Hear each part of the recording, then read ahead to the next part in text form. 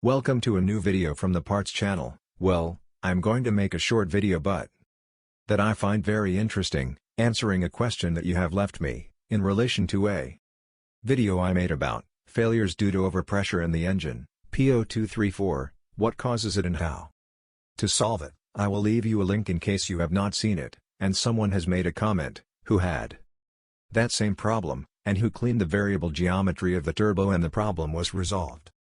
But after 3,000 kilometers, had the same problem again, and asks, let's see if so much carbon can accumulate in urban use, so that after 3,000 kilometers, the turbo geometry can get stuck again.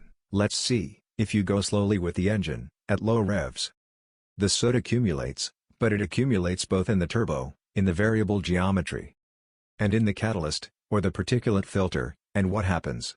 There comes a moment, when that so much accumulates in the particle filter, that it creates back pressure, and does not allow the soot to come out easily, and then, it begins to accumulate in the turbo, in the variable geometry, and clogs it. Watch this video. What I'm going to tell you, this is the turbo of an Opel Zafira, which precisely had that same problem. Here the soot accumulated in the particle filter.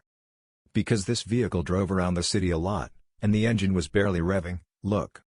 There you see how the variable geometry is. It has had so many problems that soot has even come out of the turbo gasket itself. There you see it, everything that is there, that black.